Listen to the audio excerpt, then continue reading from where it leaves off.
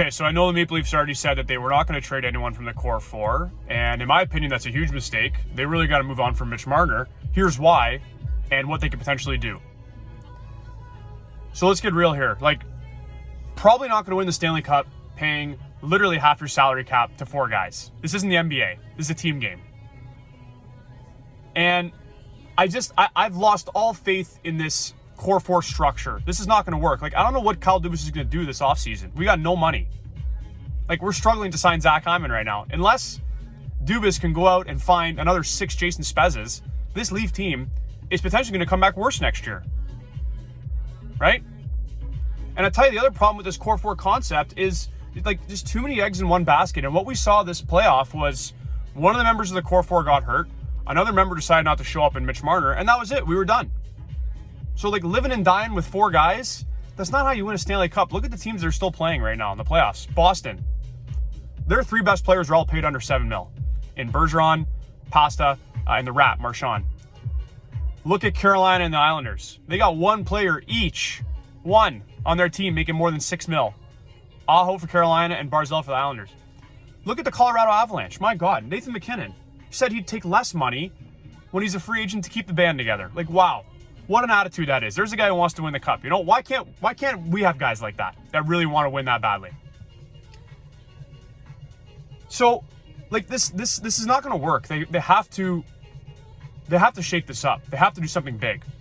And I have a hunch why the Leafs aren't going to do anything. You know, their management is probably looking at what happened with Tampa Bay Lightning a few years ago. They won the President's Trophy. They got smoked by Columbus. They came back the next year. They kept the band together, and they won the cup. There's only one problem with that. The Leafs are not the Tampa Bay Lightning. Not even fucking close. If it was me, I'd be taking a page out of the Toronto Raptors book. They had a number of great regular seasons, but when the playoffs come, they fell flat on their face. This was happening year after year. And GM Masai Ujiri said, okay, we're going to do something bold. He traded fan favorite superstar DeMar DeRozan for Kawhi Leonard. Pissed a lot of fans off. It was highly scrutinized. It was a gamble. We didn't know if it was going to work, but guess what? It did. Raps won the championship. Now, I'm not saying that trade Mitch Marner and we're going to automatically get a Stanley Cup back, but roll the dice is my point. Do something big, roll the dice. What do we have to lose at this point? We just lost to a team that finished 18th in the regular season standings. The Leafs are so far away from being a real cup contender, it's ridiculous. Like, do something big, shake it up. You have to. Or else it's just going to be the same result again next year. So you have to trade one of the members of the core 4 and just start to rebuild this team properly. Okay? You're not going to trade Matthews for obvious reasons. I mean, you're not going to trade Tavares. You know, second line center, he's so valuable as a center. But not only that, you know, with the term and money and his age, like, you know, I don't see how you could trade him and win. And he's got a full no move anyway, so it doesn't matter. Nylander, you could trade and you would get something great for, but do you really want to do that? Like Mitch or Marner, Nylander is you know, he's looking to have one of the best value contracts for goal scorers in the NHL, and his confidence grew this year. He's only going to get better. So I wouldn't trade Squilly. It's Mitchie. It's Mitch Marner. You got to move him in that massive price tag, and with the salary cap not going anywhere in the future, because of what happened this year with the economy, like that almost 11 mil price tag he has is brutal. It's horrible. So if you can trade that, you have to get that off the books. Mitch Marner has continued to build his reputation as a regular season player only, which makes sense because, like, you know, all the pretty shit he does, all the dipsy doodle fancy plays he does in the regular season, that doesn't always work in the playoffs because you got less time, less space, you know, more physical, etc. So, like, his game is not conducive to the playoffs. We know this. And this is now the last few years that he's unraveled and unfolded and totally not shown up for playoffs at all. Like, Mitch Marner did literally nothing to help the boys win this round. Nothing. Other than kill penalties and make 2 good passes that resulted in goals. That's it. He didn't do anything else. And whether it's fair or unfair, Mitch Marner has kind of become the scapegoat for this Leaf failure. On one hand, it's not fair because the whole team it's a team game. Like I said, the whole team didn't show up. I mean, we got absolutely nothing from our third and fourth line. They were non-factors. Our D-men were giving away more gifts than Oprah. Like, the whole team was a joke. So all the whole scapegoat thing for him is unfair. But on the other hand, like, it almost is kind of fair because, like, when Marner and his agent and his dad negotiated to make him one of the highest paid players in the world in the game of hockey, they should have known what they were getting themselves into inside this Toronto market. You want all this money in Toronto, like, you need to be ready to perform, buddy. And the complete opposite has happened in the playoffs.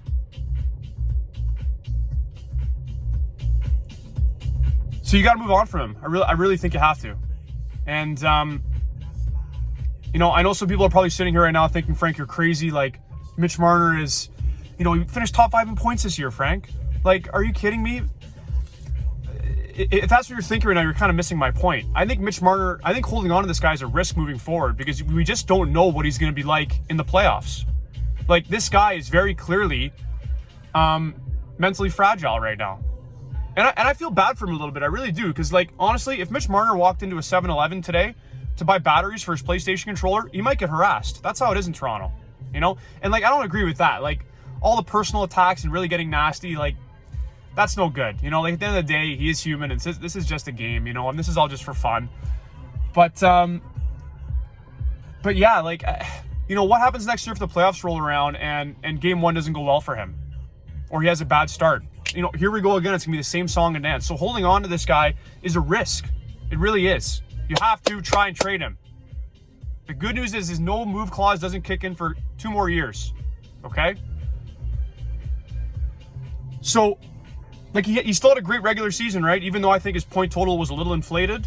I mean, let's call a spade here. He was riding shotgun with Austin Matthews, the best goal scorer in the league, 25 minutes a night. He picked up a lot of points from just passing Matthews the puck. He flicked his wrist and went in the back of the net. The Leafs also beat up on a lot of shitty Canadian teams in high-scoring games. So, I mean, Marner's point total was a little inflated this year. It probably won't be like that next year. So this would be the year to trade him based on what he did in the regular season. Okay, Frank, where do you trade him? All right, here you go. I got 3 options for you.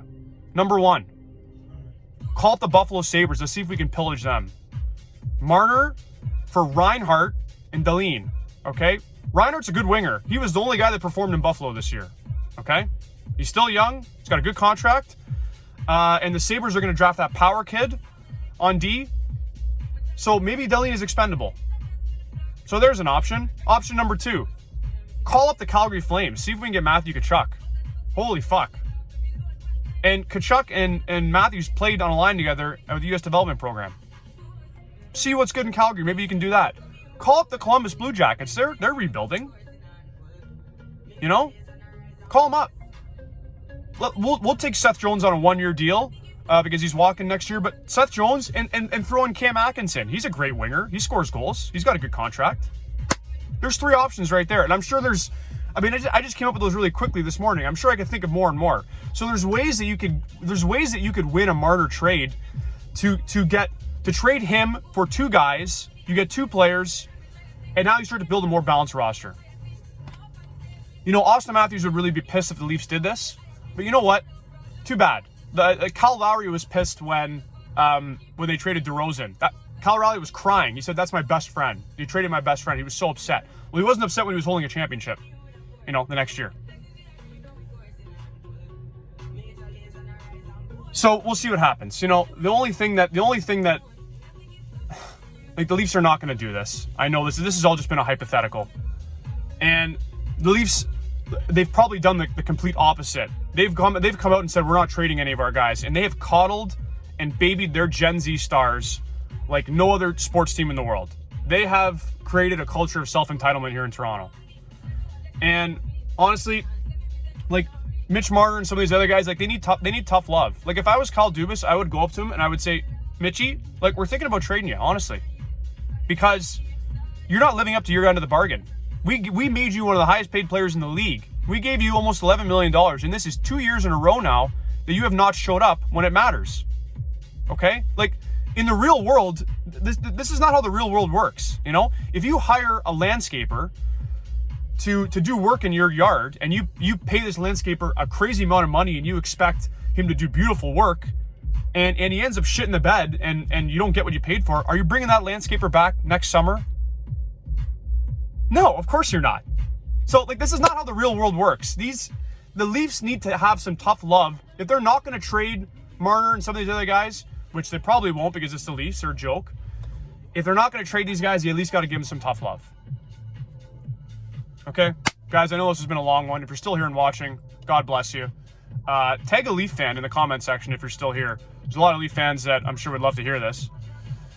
So tag them, send it. Drop your comments.